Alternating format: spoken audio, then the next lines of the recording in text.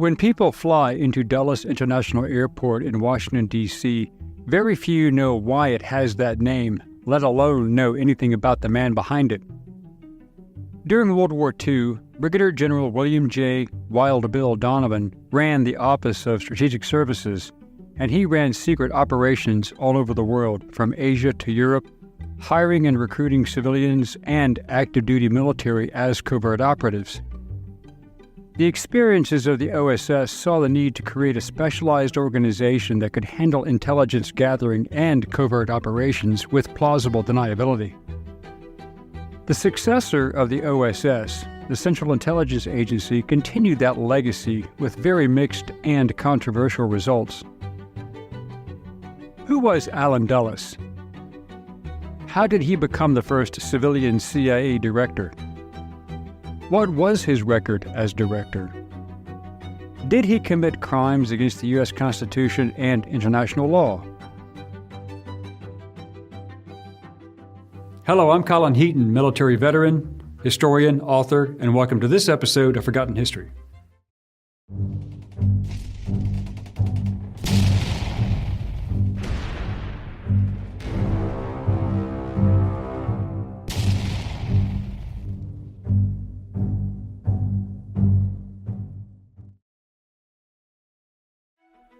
Allen Welsh Dulles was born on April 7, 1893 in Watertown, New York, and he, along with his older brother, John Foster Dulles, served as President Dwight D. Eisenhower's Secretary of State. Their family had a long history of government service. His younger sister, Eleanor Lansing Dulles, became a diplomat. His maternal grandfather, John W. Foster, was Secretary of State under President Benjamin Harrison, while his uncle, by marriage, Robert Lansing, was Secretary of State under Woodrow Wilson. Dulles graduated from Princeton University and joined the State Department as a diplomat in 1916.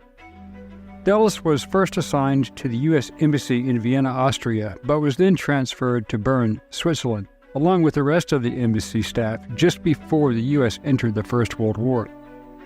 Dulles would have known Woodrow Wilson's plan to get the U.S. involved long before he requested a declaration from Congress. Dulles claimed many years later that while in Bern, that he was called by Vladimir Lenin, who wanted to meet with him on April 8, 1917, the day before Lenin left for St. Petersburg aboard a German train. It is believed that the meeting took place. Surviving the Spanish flu, Dulles attended the American delegation at the Paris Peace Conference, along with his brother John. Afterward, he was assigned to the U.S. Embassy in Istanbul, Turkey, and he helped expose the Protocols of the Elders of Zion as a forgery in 1921.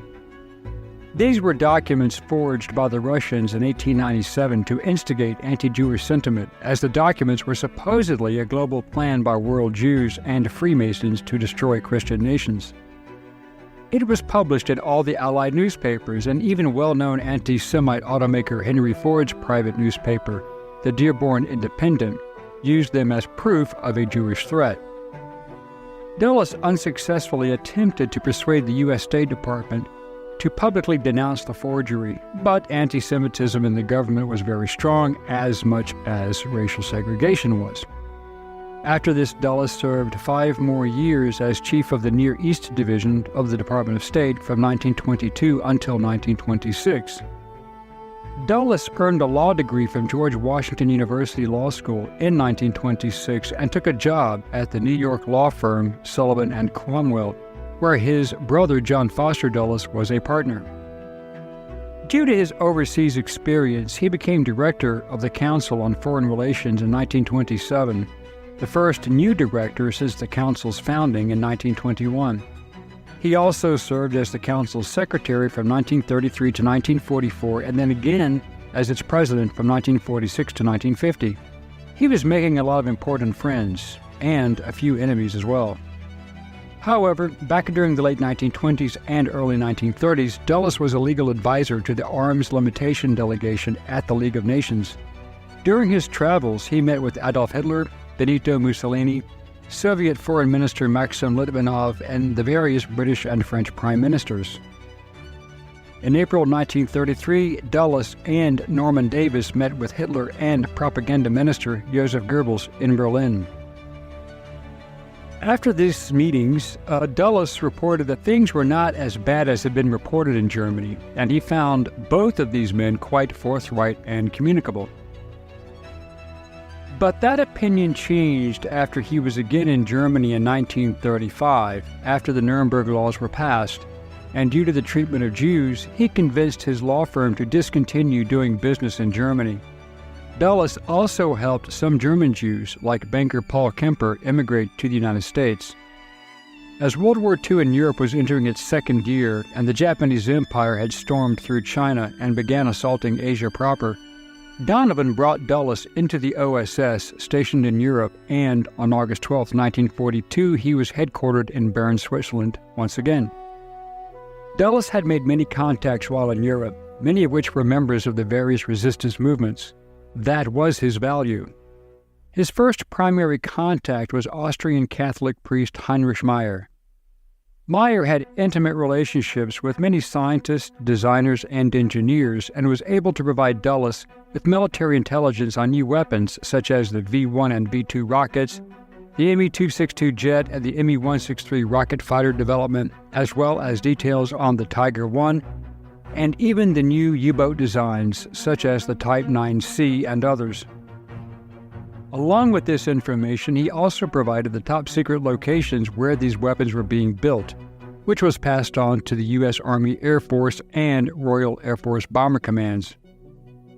It was also Meyer and his group who provided the first concrete evidence of the death camp at Auschwitz in Poland, as well as the establishment of many others, such as Chelmno, Belsen, Treblinka, and Mauthausen, etc., and Dulles relayed this information to Washington. One of Dulles's best contacts was head of the Abwehr, German intelligence, the anti-Nazi Admiral Wilhelm Canaris. Canaris fed incredible information to Dulles through their mutual contacts, including German strategic plans, operational objectives, such as Hitler's plan for Operation Citadel, which developed into the Battle of Kursk. All of this information was passed to the various allies, including Stalin, who was at first, early in the war, reluctant to believe any intelligence that he received. Regarding the Battle of Kursk and Prokhorovka, see our video on that battle. However, on this occasion, Stalin did believe the intelligence and he acted upon it. Donovan made his tactical deployment decisions regarding his agents in Europe based upon these reports, thus his sending OSS assets into Yugoslavia to support Joseph Broz Tito alongside British Special Operations Executive. Admiral Canaris was also involved in the July 20, 1944 bomb plot to kill Hitler, and he supplied all the information to Dulles long before the plot was launched. After Canaris was exposed, arrested, and later executed, Dulles's internal intelligence sources virtually dried up. Dulles was also well informed on Hitler's wavering decision to kidnap Pope Pius XII, as well as the College of Cardinals, to use as a bargaining chip. See our video on that operation as well. SS Lieutenant General Karl Wolff was opposed to the plan, and he was instrumental working with Dulles to make sure that did not happen. However, Dulles knew a good opportunity when he saw it. He learned that Wolff had been placed as commander of all Waffen-SS forces in northern Italy. Wolff was also the German military governor of northern Italy and the plenipotentiary to Benito Mussolini during the last 2 years of the war. Knowing that Wolff would have been condemned as a war criminal for his involvement in the Holocaust, he reached out through a Swiss emissary. If Wolff could negotiate the surrender of SS forces, he would be insulated from the war crimes trials afterward. Wolff was very interested, and stated this during his 1984 interview that he had with me. Himmler had appointed me to command SS forces at the Gustav Line and hold that area. I knew that with the condition of our forces and the weight of the Allies pushing north, that it was only a matter of time. I met Dulles in March 1945 and we came to an agreement, as we all knew that the war was effectively over. From that point, it was a matter of saving lives. After the war in Europe, Dulles served for 6 months as the OSS Berlin station chief and later as station chief in Bern, Switzerland. The Office of Strategic Services was dissolved in October 1945 and its function transferred to the State and War Departments. While in this capacity, Dulles ran Operation Paperclip, and Wolf helped. We have a video on this operation as well that brought former German scientists, engineers, various technicians, specialists, and chemists to the United States in order to get a head start on the USSR. President Harry S. Truman wanted the best and brightest minds that had worked for Hitler, captured by the Western Allies, not the Soviets. The problem was that he didn't want anyone connected to the Nazi Party. Well, that ruled out about 98% of the people he wanted because, unless you were a member of the NSDAP, you did not hold a high security clearance, nor did you have a highly sensitive job in the Third Reich, such as the most standout member of that collective, Dr. Wernher von Braun. Dulles and Donovan then scrubbed the records of all those in U.S. and British custody, removing any information that would connect them to the party and Hitler in particular. Wolf also amazingly made that list. Dulles and his brother John were advisors to Republican presidential nominee Thomas E. Dewey. They, along with former Secretary of the Navy James Forrestal, who was also the first Secretary of Defense, helped form the Office of Policy Coordination. In 1949, Dulles co-authored the Dulles-Jackson Korea Report, which was highly critical of the new Central Intelligence Agency, which had been established by the National Security Act of 1947. Truman was less than amused by the report and appointed Lieutenant General Walter Beadle Smith as the new Director of Central Intelligence. Then Smith recruited Dulles to oversee the agency's covert operations as Deputy Director for Plans, which he managed from January 4, 1951. On August 23, 1951, Dulles was promoted to Deputy Director of Central Intelligence, second in the intelligence hierarchy and running global operations as the Cold War heated up. After the election of Dwight Eisenhower in 1952, Beadle Smith was appointed to the Department of State, and Dulles then became the first civilian director of the CIA. Due to the damage that was being done, at Dulles' request, President Dwight D. Eisenhower demanded that Senator Joseph McCarthy discontinue issuing subpoenas against the CIA. Documents made public in 2004 revealed that the CIA, under Dulles' orders, had broken into McCarthy's Senate office and fed disinformation to him, fueling his belief in communists having infiltrated the CIA in order to discredit him, and it worked.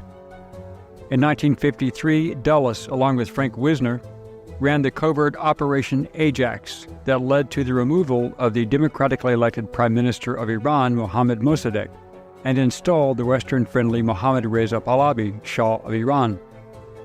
The well-orchestrated coup spanned a 5-day period from August 15th to 19th, 1953, when the CIA, along with Britain's MI6, masterminded the coup to maintain control over Iranian oil and to prevent Tehran from falling under Soviet influence after World War II.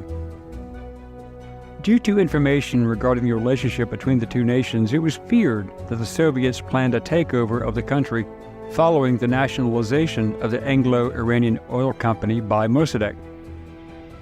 On August 18, 1953, Dulles met with the Shah while on vacation in Rome, and the two met at the Hotel Excelsior while checking in. The meeting turned out to be fortuitous, says the Prime Minister, General Fazlollah Saidi, who was Western-friendly, remained in the country assisting the United States and the coup. Mark Gasiorowski, a professor of political science at Tulane University in New Orleans, says that to many in Iran, the coup proved Washington's duplicity. The United States, which portrayed itself as the guardian of freedom, was seen as resorting to nefarious means to get rid of a democratically elected government to suit its own strategic interests. Author Stephen Kinzer stated, "The 1975 revolution was a long-term effect of the increasing repression from the Shah, who came to power as a result of the coup. That Islamic revolution brought to power a fanatically anti-American regime that has spent more than 30 years working to undermine American interest all over the world. The 1953 coup, which was the agency's first major successful overthrow of a foreign government, became a template for the future. The Soviets responded by increasing their political and military assistance and presence in the Middle East, especially in Syria and in North Africa, supplying weapons to Egypt, Libya, and Iraq. This would lead to more problems in the future. For decades, the United States denied playing any part in the Iranian coup, but that position ended in 2009 when President Barack Obama acknowledged Washington's role. In Britain, meanwhile, the government-funded BBC provided details in 2011 of how it broadcast anti-Mossadegh programs to undermine his government.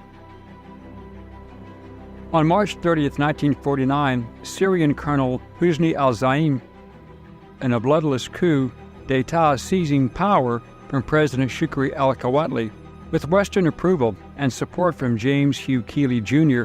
and undercover CIA officer Stephen J. Meade. Zaim then enacted policies that benefited both Britain and the U.S., such as the construction of the Trans-Arabian Pipeline on Syrian territory and banning both the Communist Party and Islamic extremists, as well as signing an armistice with Israel. But Zaim did not last long because some of the officers who were involved in al-Zaim's coup, such as Adib al-Shishaki and Sami al-Hinawi, staged another coup 6 months later in August 1949 and had their friend al-Zaim tried and executed by a firing squad. Due to Dulles' fear of a communist takeover, he approached President Eisenhower, and an estimated $3 million in bribes were paid to facilitate the assassinations of Abdel Hamid al-Sarraj, head of military intelligence, Afif al-Bizri, Army Chief of Staff, and Khalid Bakdash, leader of the Syrian Communist Party with MI6 assistance. The operational plan by the U.S. and U.K. intelligence agencies would fund a Free Syria Committee and supply weapons to paramilitary troops, including the Muslim Brotherhood.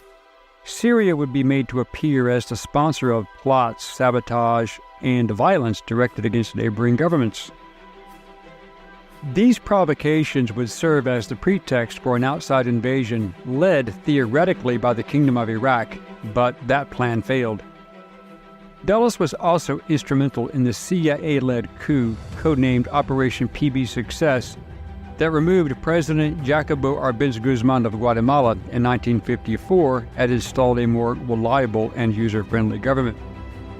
Dulles and the CIA were chastised for not being aware of the Soviet launch of the world's first satellite, Sputnik, on October 4, 1957 by the Soviet Union. Eisenhower was less than amused to learn of the fact from the news media, information supplied by the Kremlin. U.S. Air Force General Curtis E. LeMay, then commander of Strategic Air Command, stated, "Dulles was not impressing me. Never did. His brother John Foster Dulles was another Ivy League asshole who really needed a day job, and I never really thought much of him either." Yet Dulles' ego overrode his common sense when he decided that the CIA could handle the 1961 Bay of Pigs operation to oust Fidel Castro using mercenaries, giving the USA plausible deniability. See our video on the Bay of Pigs for more information. President John F. Kennedy reportedly said he wanted to splinter the CIA into 1,000 pieces and scatter it to the winds. However, following a rigorous inquiry into the agency's affairs, methods, and problems, Kennedy did not splinter it after all and did not recommend congressional supervision. Instead, Kennedy transferred the CIA to the Department of Defense under the close supervision and control of the Joint Chiefs of Staff, which would also report on CIA plans and operations to the president. The CIA took the public hit for the failure, but Kennedy did not go unscathed. The one spot that shined where Kennedy was concerned was Dulles' great relationship with Lockheed, as they worked with designer Kelly Johnson and his Skunk Works on developing the U-2 spy plane. On November 28, 1961, Kennedy presented Dulles with the National Security Medal at the CIA headquarters in Langley, Virginia. The next day, on November 29th, the White House released Dulles' resignation letter, and he was replaced by John McCone. After the assassination of John F. Kennedy in November 1963, President Lyndon B. Johnson appointed Allen Dulles as one of the 7 commissioners of the Warren Commission to investigate the assassination. Some historians later criticized the appointment, noting that Kennedy had fired him, so he was unlikely to be impartial in passing the judgments charged to the Warren Commission. In the view of journalist and author Stephen Kinzer, Johnson appointed Dulles primarily so that Dulles could coach the commission on how to interview CIA witnesses and what questions to ask, because Johnson and Dulles were both anxious to ensure that the commission did not discover Kennedy's secret involvement in the administration's illegal plans to assassinate Castro and other foreign leaders. Ironically, Attorney General Robert F. Kennedy, the president's brother, also urged Lyndon Johnson to put Allen Dulles on the Warren Commission to mask the discovery of Kennedy's clandestine involvement in Cuba. Despite his successes and a few failures, Allen Dulles' character was always being called into question, and despite being married to Martha Clover Todd since 1920 and having 3 children, he was less than faithful. According to his own sister, Eleanor, Dulles had at least 100 extramarital affairs while in Europe, including many while as director of the CIA. He was apparently having several affairs while overseeing the Project MKUltra mind control program. In 1966, Princeton University's American Whig Cliosophic Society awarded Dulles the James Madison Award for Distinguished Public Service, and Dulles published the book, The Craft of Intelligence, in 1963, and he edited Great True Spy Stories in 1968. Allen Welsh Dulles died on January 29, 1969 of influenza complicated by pneumonia at the age of 75 in Georgetown, D.C., and was buried in Greenmount Cemetery in Baltimore, Maryland. Thanks for watching today's episode of Forgotten History. If you like this episode, please consider becoming a channel member or joining our Patreon page. This would help us offset the ever-increasing cost of production. As always, please like, share, and comment. And if you have any show ideas, please contact us, and we'll get back to you as soon as possible. Until next time.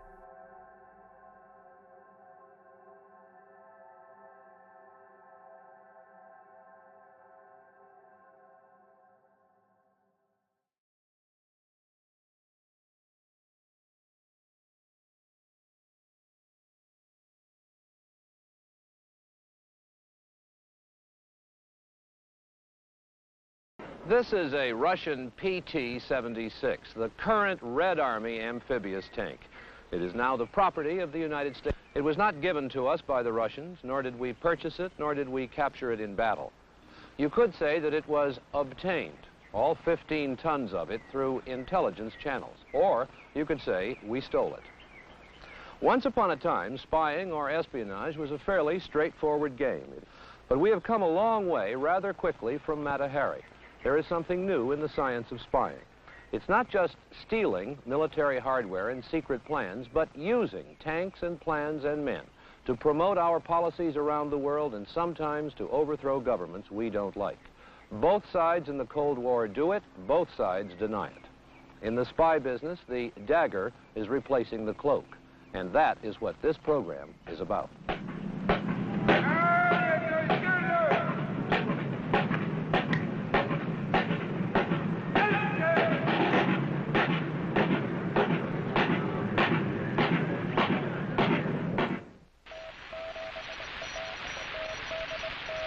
Self-protection is a primary function of any organism.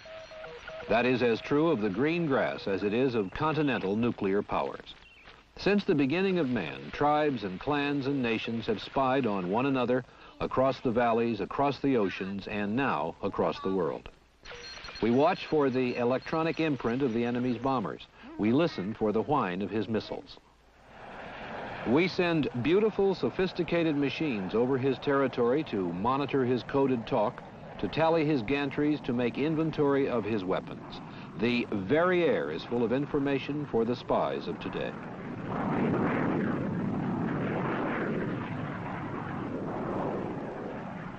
Much of this, for Americans, begins and ends in this building located at Langley, Virginia. This is the headquarters of the Central Intelligence Agency of the United States government. Everybody knows it, although the sign on the gate reads Bureau of Public Roads. It might have been designed by Ian Fleming.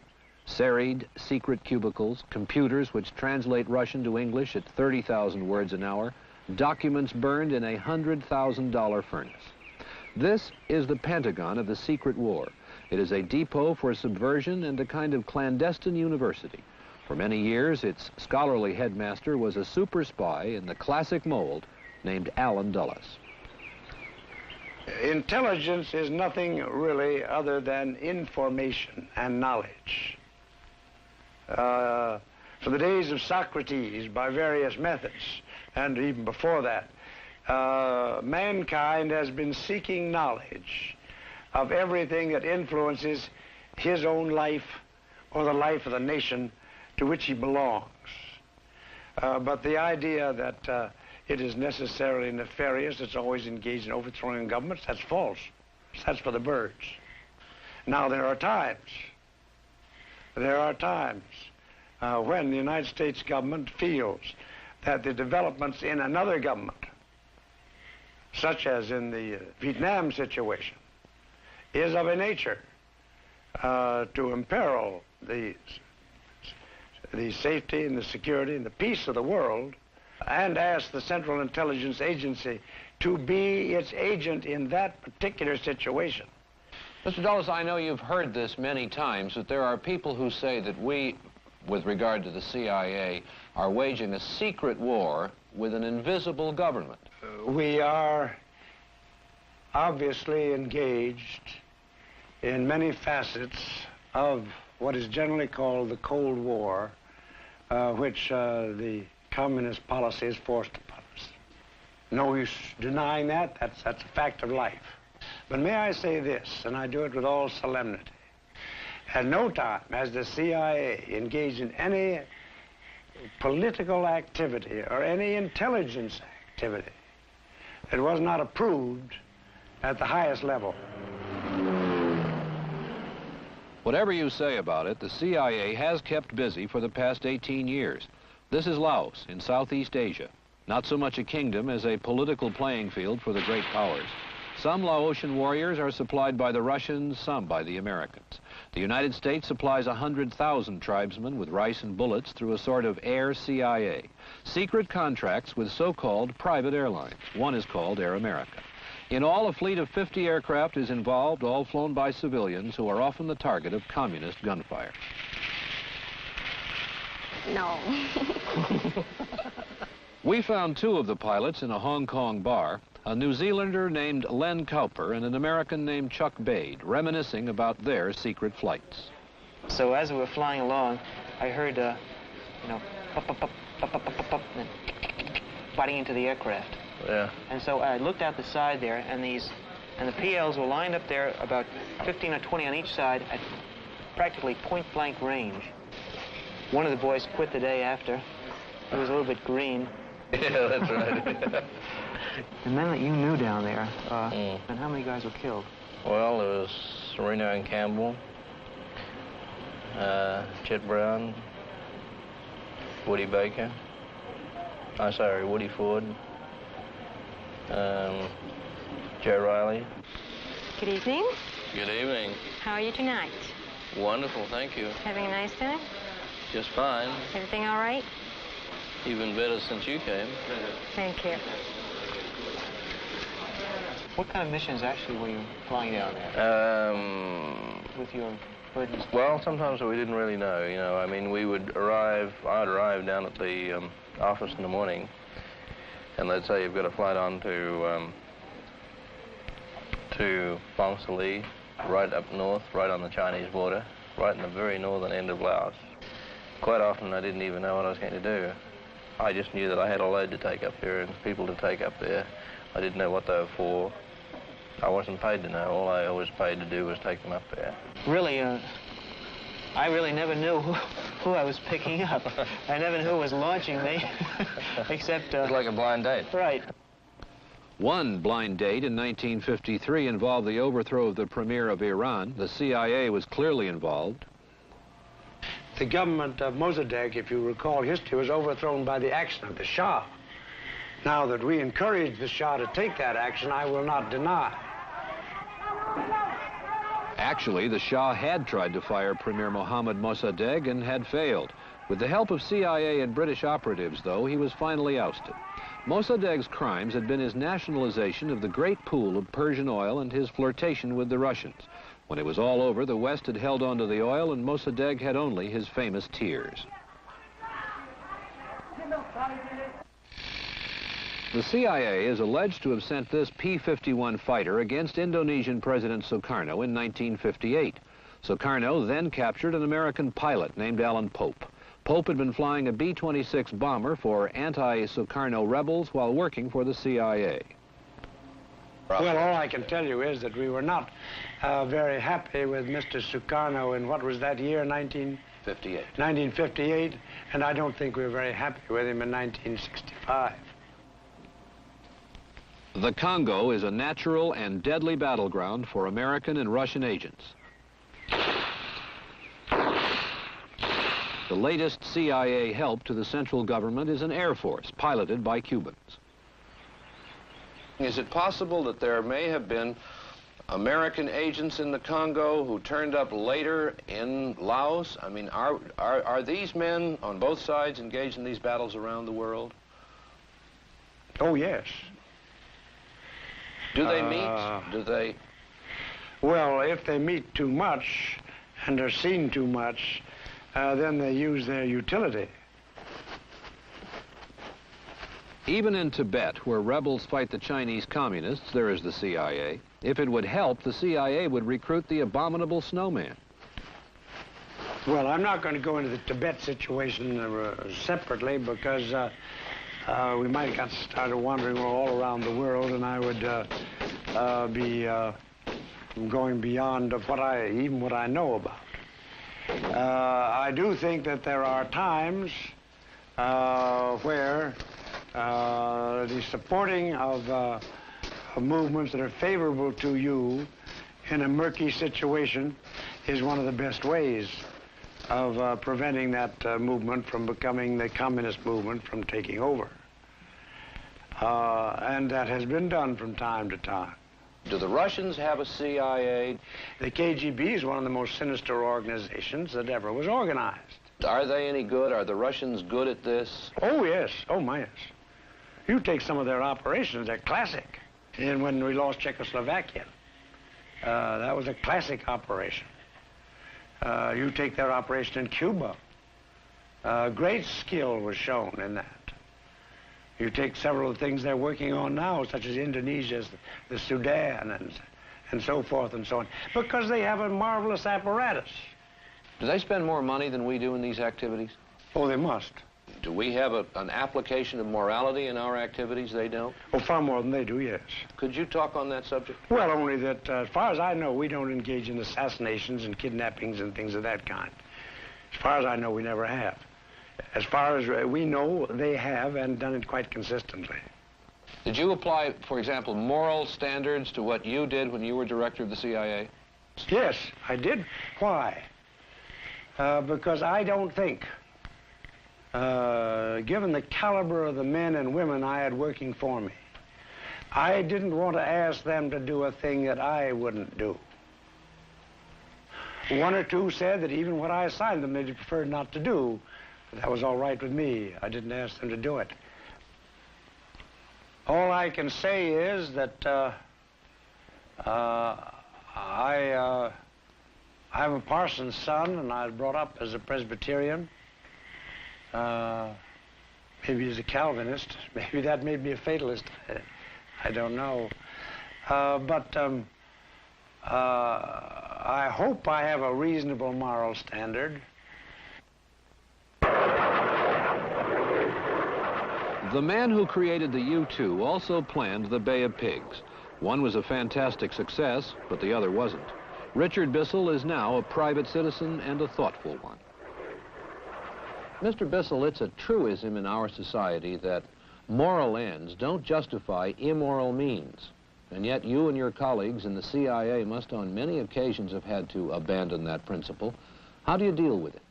I suppose that the way people deal with this under all kinds of circumstances, and the one that occurs to me as the most prominent historically is warfare,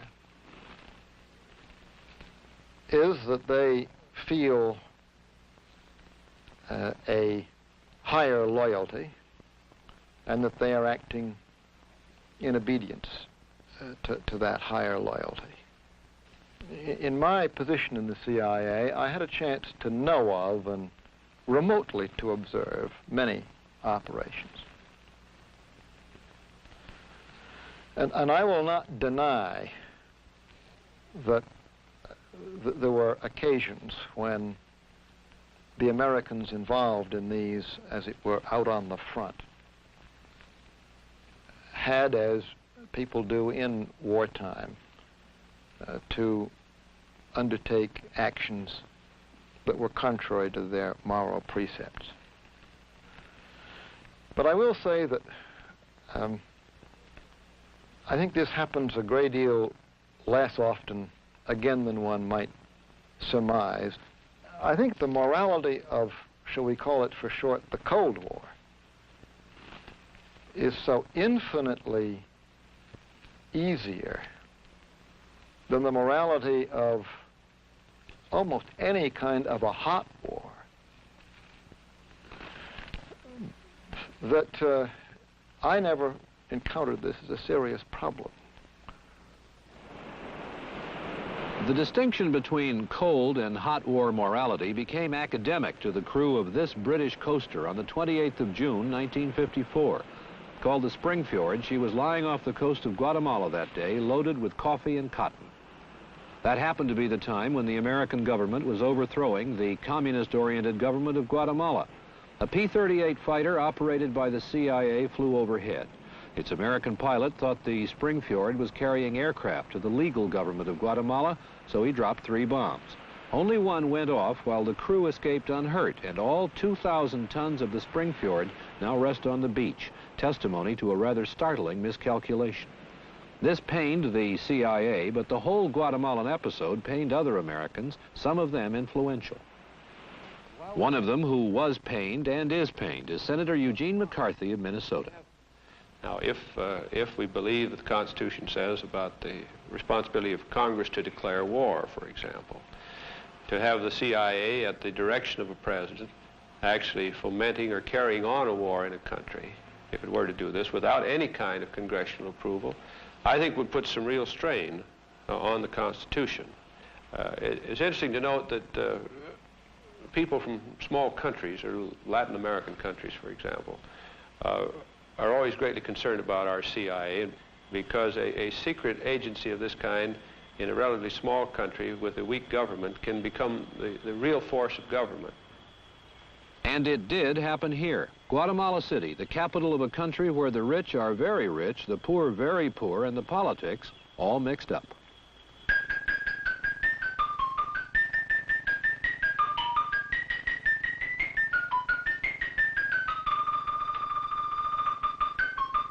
Guatemala is the kind of Central American country that used to be called a banana republic before people started talking about wars of national liberation.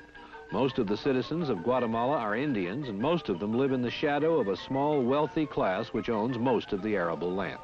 It is still a plantation society, plagued by the economic and political illnesses of such a society. For most of its history, it has been ruled by a dictatorship. But as the 1950s began, the pendulum swung from right to left, and the winds of change swept across Guatemala.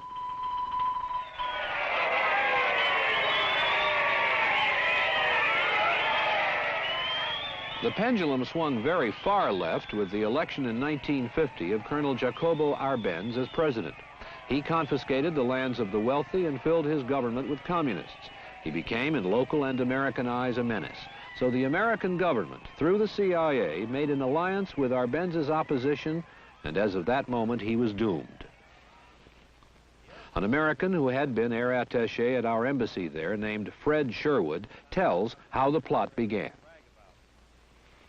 Several of us thought that perhaps we could stop this movement by organizing something in the form of vigilantes or night riders. For example, there was a group that tried to bring in some Puerto Rican and Cuban gangsters who made an offer, a package deal to speak, to kill or assassinate any 12 communists within the country for $50,000. We went around trying to raise money, but we were only successful in raising a part of this, and so this never came off. But this demonstrates the desperate situation that the country was in at that time. The American government threw in their forces with these small groups and helped organize these resistance groups to combat the communist force existing in Guatemala. This help was forthcoming in all sorts of technicians, pilots, demolition teams, radio technicians, professional psychologists who organize rumor networks. These men provided the know-how of organizing a successful revolution. We had, fortunately, two wonderful ambassadors in Guatemala and Honduras. Jack Purifoy had been selected very carefully as ambassador to Guatemala as he had just cleaned out the communists in Greece. Whitey Whitauer was named ambassador to Honduras. Whitey Whitauer was General Chennault's deputy of the Flying Tigers and also formed the Chinese National Airline. I am quite certain that if any of the planes flying for the Liberation Army had been shot down, some of those pilots could have spoken Chinese. The most important pilot for the Liberation Army, however, spoke American. The Liberation Army was CIA sponsored and directed, but it didn't have an easy time in its overthrow of the Arbenz regime. The Army had bogged down when an American freebooter named Jerry DeLarme strafed the city and blew up the government oil reserves. DeLarme did that while flying a P-47 furnished by the United States. Now he flies his own Lodestar, owns his own charter service, and minds his own business.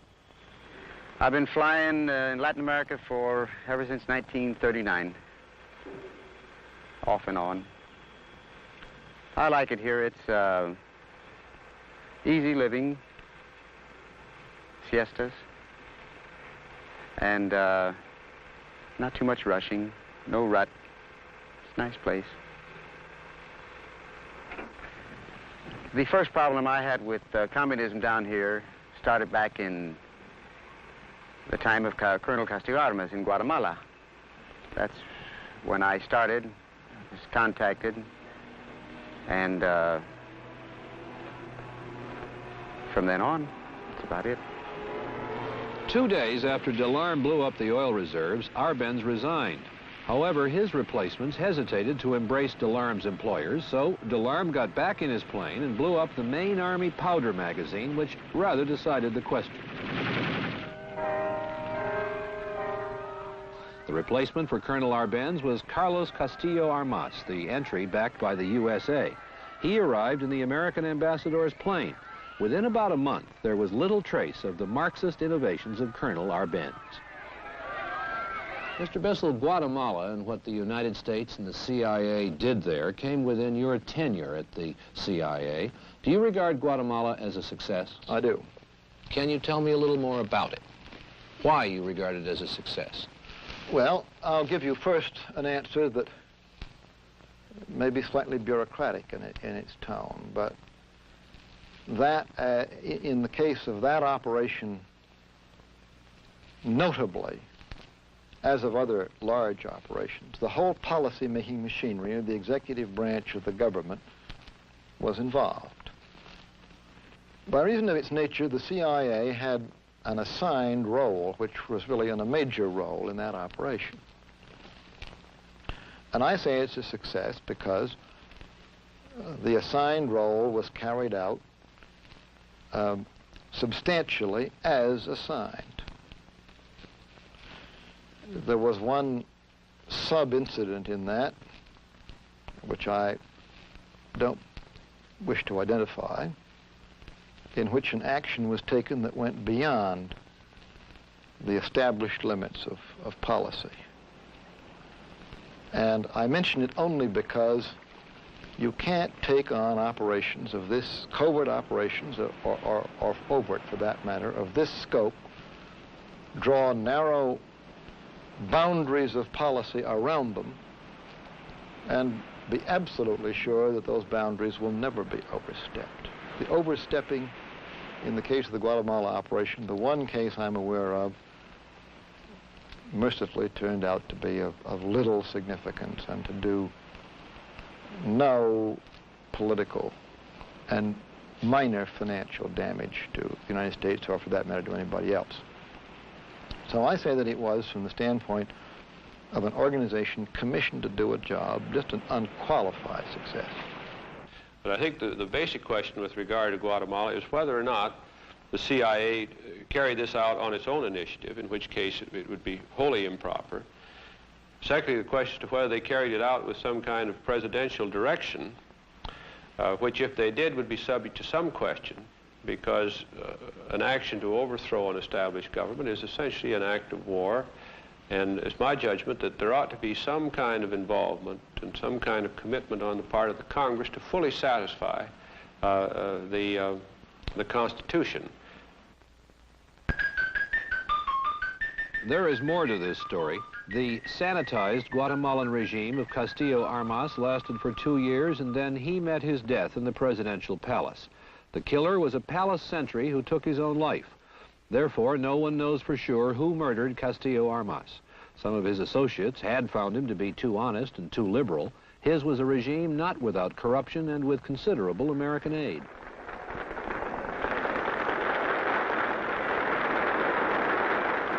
Guatemala's next president was Miguel Ydigoras Fuentes, progressive and pro-American.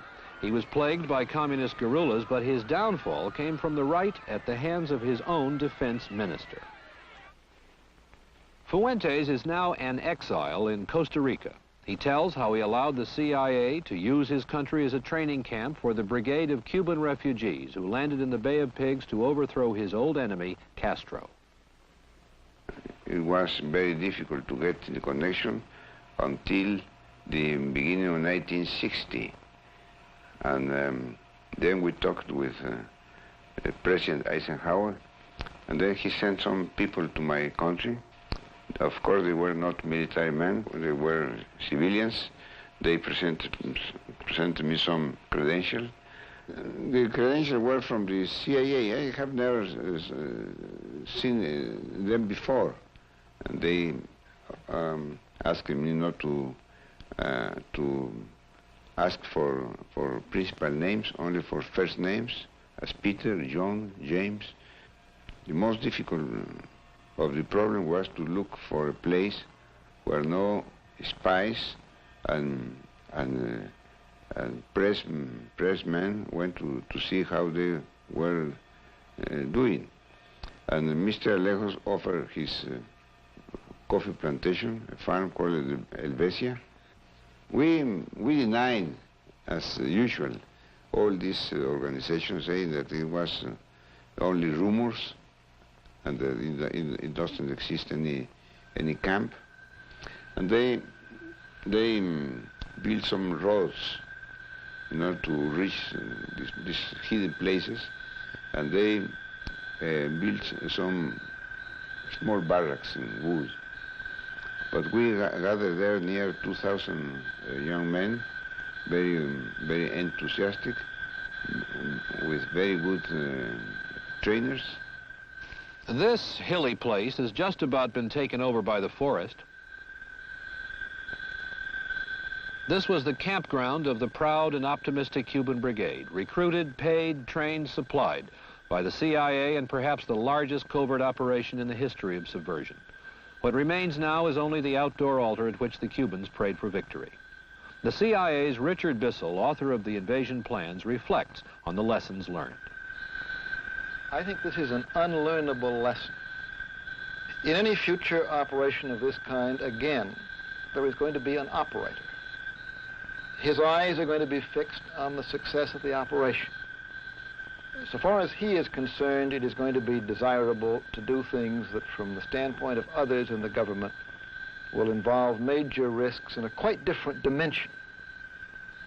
There is always going to be this incredibly difficult choice, and if it's an important issue, it's going to be in every case, as it was then, the president's choice.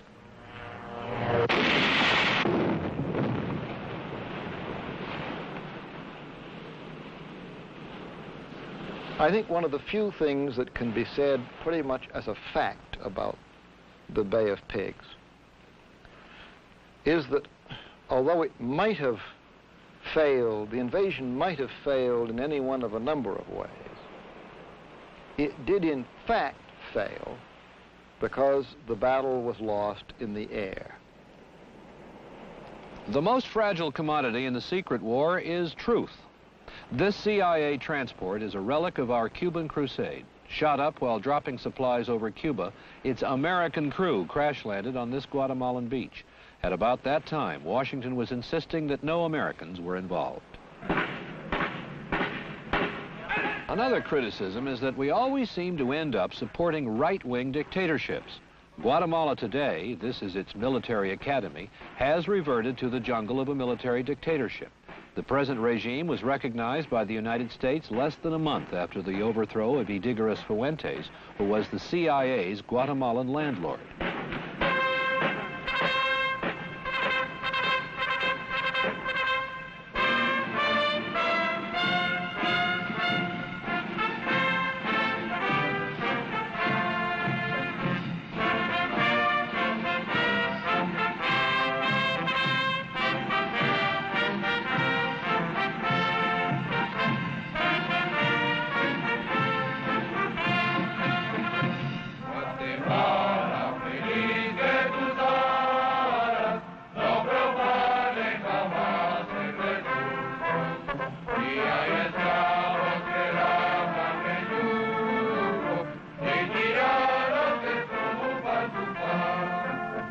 Well, don't we find ourselves supporting right-wing governments all around the world? I think it is a characteristic of much of the underdeveloped world that there is no responsible, competent center or even left of center. All too often there is either an oligarchic regime, tribal in some areas, or more feudal, as in parts of Latin America and others, and confronting it, an opposition that is hopelessly far to the left, explicitly communist allied. I take it that a part of our national political objective is to elicit, to bring into being, to encourage the creation in much of this part of the world of a responsible center, or even left of center. And perhaps we're succeeding, for instance, in some parts of Latin America. But I think in this sense, viewed as a problem that confronts the nation, it has to be admitted that in many places we find ourselves supporting the right, not because we're rightists, but because there literally is no other alternative to chaos or to encouragement of those who have made themselves explicitly our enemies. There are people in Guatemala today who are explicitly our enemies, and this is their handiwork. This is what used to be the United States Aid Mission garage in downtown Guatemala City. On New Year's Eve, it was invaded by communist terrorists. They destroyed 20 American automobiles and a traveling library donated by the citizens of Montgomery, Alabama. The same night, the guerrillas touched off an explosion at the American military mission and tried to set fire to an American refinery. Thus, Guatemalan politics continue following a melancholy routine. The pendulum is still swinging, and the new insurgents want it to swing away from our side. To them, the Alliance for Progress is a capitalist abstraction. Guatemala today is in a state of siege. Since February, all of its civil liberties have been suspended. Guatemala is subject to terrorism from serious insurgents. They have come close to killing Colonel Harold Hauser, chief of the American military mission. They have blown up a truck of soldiers on a downtown street. They have assassinated the chief of the secret police. They have held up the office of the United Fruit Company for an $18,000 haul. The CIA says Fidel Castro contributed $200,000 in 1963 alone, and it is estimated that the guerrillas now number 500, many in these hills. Their chief is a former Guatemalan army officer, one of the leaders of an unsuccessful revolt in 1960. Since then, Guatemala's police and army have been hunting him, but they can't catch him. NBC's Robert Rogers, not without difficulty, did. Rogers found him and interviewed him. His name is Marco Antonio Llanzosa. Comandante Llanzosa, why did you take to the mountains in 1960? Comandante Llanzosa, ¿por qué se fue usted a las montañas después de 1960? Sí, el inicio de la lucha se inició en el 60, ¿no? Y uno de los motivos que nos impulsaron a nosotros a irnos a las montañas a pelear. The fighting began in 1960. Presencia de una base. One of the main reasons we went to the mountains to begin our struggle was the presence of the United States base at Helvetia, the Helvetia plantation, near Retauleo, to be more exact. Soldados extranjeros, anticastristas, ¿no? Mercenarios. There, American officers were training anti-Castro Cuban mercenaries with the cooperation of the Irígoras Fuentes government.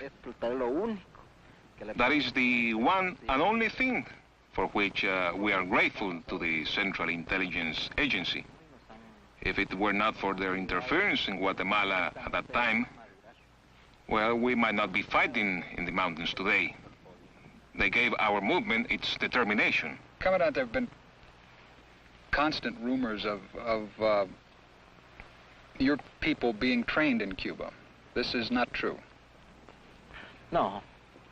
No. No, por lo menos aquí en Guatemala. At least for the present here in Guatemala, there are no people who have been trained in Cuba fighting with us. Maybe in some other countries, but here in Guatemala, no. Where did the officers in your guerrilla movement become such expert jungle fighters? Bueno, el mejor entrenamiento es la lucha misma. Well, the best training is combat itself. But we have some officers who were trained in the United States. Fort Benning. At Fort Benning. The training they received there was very good, excellent. Con ese entrenamiento que recibieron. With that training and the support they received from the Guatemalan people, las guerrillas fueron soldados invencibles. They are invincible. How much military support is the United States giving to the government here? Por lo menos les ha equipado en estos últimos 2 años alrededor de unos 4 batallones. During the past 2 years, at least they have completely equipped 4 battalions, more than a regiment.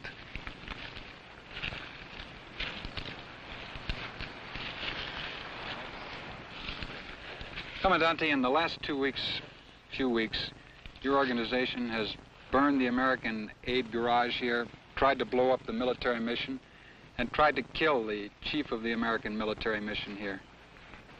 El atentado contra el coronel Hauser no es porque sea norteamericano o gringo, pues.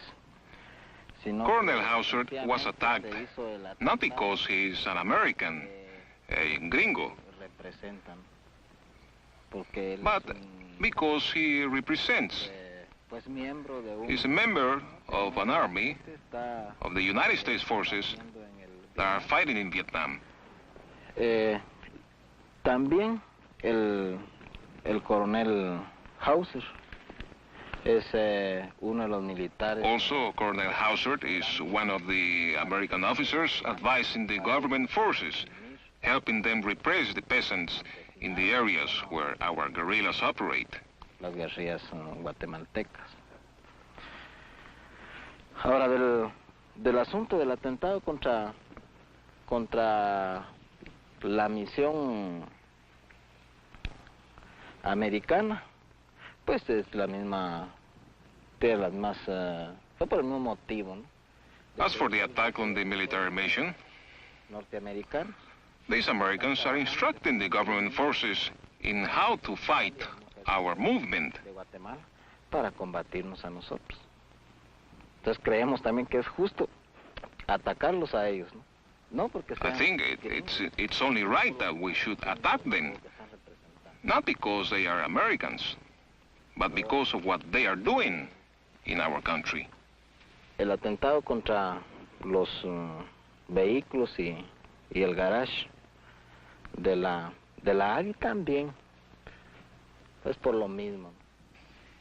The attack on the 8 vehicles and the garage was for the same reason.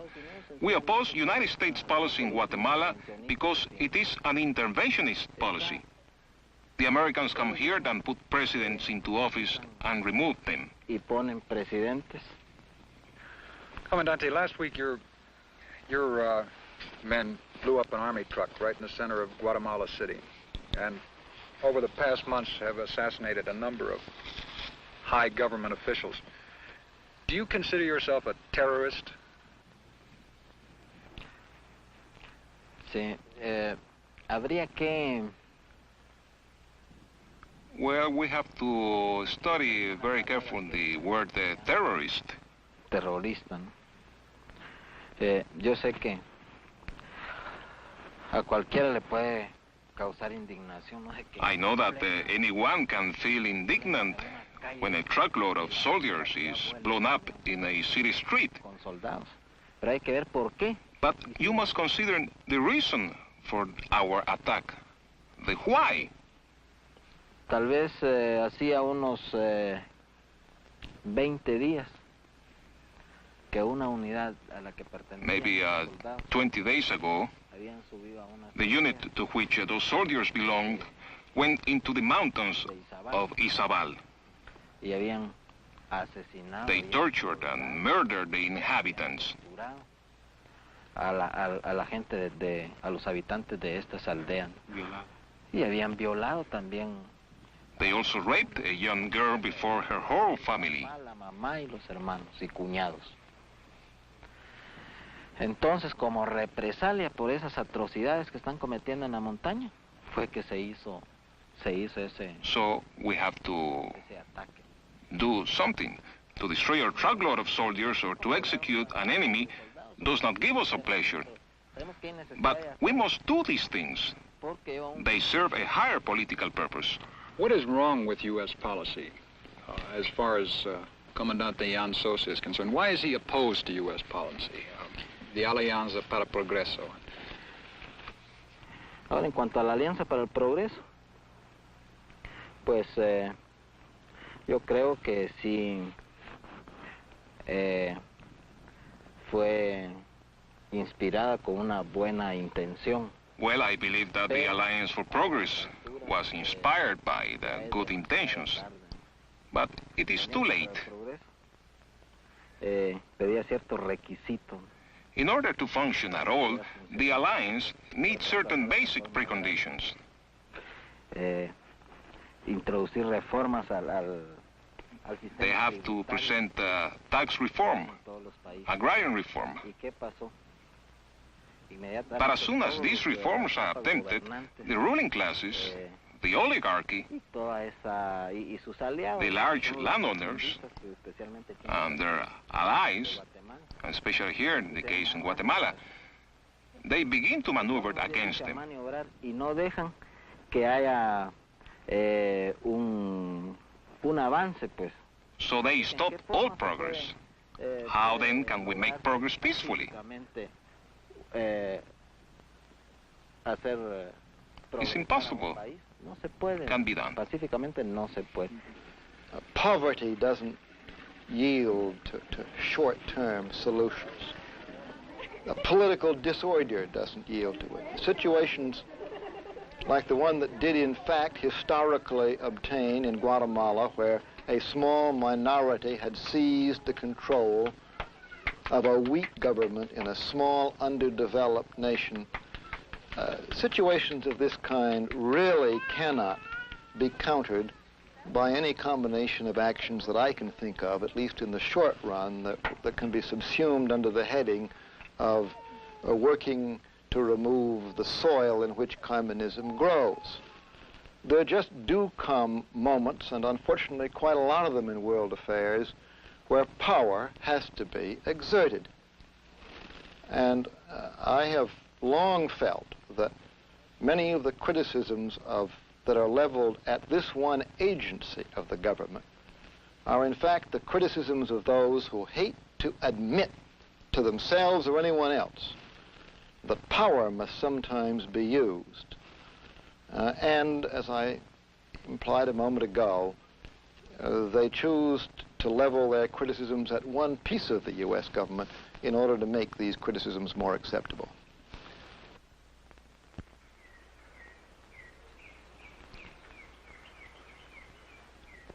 The activities of the CIA must be secret, but the debate about its role in our lives must be public.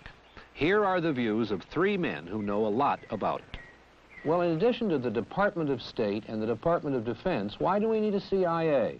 It's perfectly clear that most of our conflict with the USSR, and perhaps this is true or will be as true of China, is in the non-military dimension.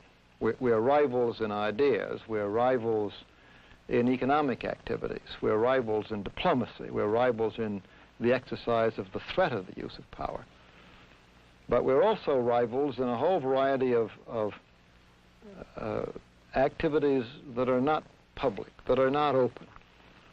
They include espionage, they include subversion, which more precisely, I suppose, could be described as the effort to influence the course of events in other countries covertly. If we're not prepared to meet all of these various challenges at their own level, I think the consequence is that we may gradually find ourselves forced to meet them at a level of escalation that we would not choose. Sounder, now that we have apparently acquiesced in immoral acts on the part of the CIA, does this imperil our liberties or affect us in any constitutional way? Hard wouldn't go so far as to say it constitutes at the present time a great threat to our liberties or to constitutional government, but I do think that it intrudes somewhat upon the traditional areas of and channels of representative government and of constitutional government. As you know, you get charges and claims and counterclaims and countercharges that the CIA makes its own policy. I think that perhaps in some cases it has, but whether it makes the policy and then brings it back and has it approved and then goes on to carry it out, I don't know. I know that criticism, but I can assure you that as the machine works, no important decisions are made on CIA evidence alone, as far as I know, not in any situation that I know. Certainly wasn't done in Cuba or in Guatemala or in these other cases. You have the charge that it has policies which are different from those which the State Department people in the same area may be trying to carry out. Some of the criticism of the CIA, some perhaps quite a part of its reputation for being a law unto itself, comes from junior officials who, in all honesty, learn of its activities after the fact and have had no chance to participate in the decisions that prompted these actions to be taken. Well, Mr. Bissell, would these junior officials include ambassadors? I have known of cases. The only ones that I can remember are a good many years in the past, when ambassadors have been kept in ignorance of activities of the CIA in the countries to which they were accredited. In every case, and without exception, with the express approval of the Secretary of State at the time. I don't think they give a full report to any one of the committees to which they do report. They report to armed services, I understand, or to some people on the armed services. We've had some statements from those who are supposed to receive this testimony that they really don't know and don't want to know what the CIA is doing. I can assure you that the CIA, when I was there as director, and I'm quite sure it's the same with Mr. McCone, has given these committees full information about what it's doing, how it's spending its money, and how it operates. When I appeared before them again and again, I've been stopped by members of the Congress and said, "We don't want to hear about that. We might talk in our sleep. Don't tell us this." As I say, I do feel that the fact that you have some kind of congressional supervision in addition to the executive supervision would tend to keep a kind of moral hold against just what might become a kind of completely immoral or amoral operation. At the time of the confirmation hearings on John McCone, I raised the question as to what standards of judgment the director of the CIA was prepared to apply to the activities of the CIA and of its agencies. And I thought the response generally was not very satisfactory. It's the defense, as far as there was a defense, was in the name that the CIA was primarily anti-communist.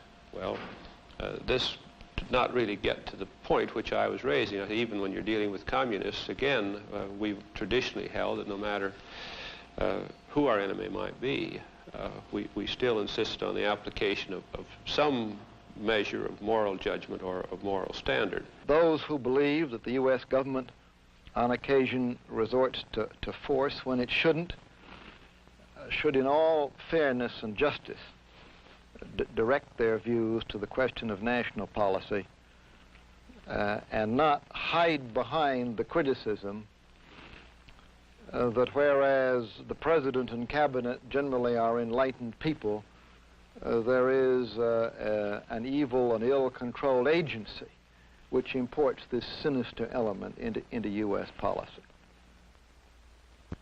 As citizens of the United States in the second half of this century, we are learning to live with some uncomfortable realities.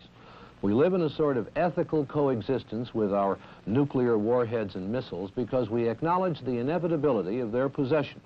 Given the state of the world and our position in it, it was inevitable that we acquire these awful weapons. What all of us may not realize, however, is that we have created another weapons system of secret and subversive action. This, too, given the state of the world, may have been inevitable. We have created elaborate safeguards against the misuse of the warheads, but the warheads are in reserve. The CIA is not. It is on active duty in a constant, secret, dirty war. Safeguards in this area are less effective. The problem we have is how to reconcile the necessity of the CIA with its secret offenses against our public morality. It's getting more and more difficult to be an American these days, and there doesn't seem to be much that we can do about it.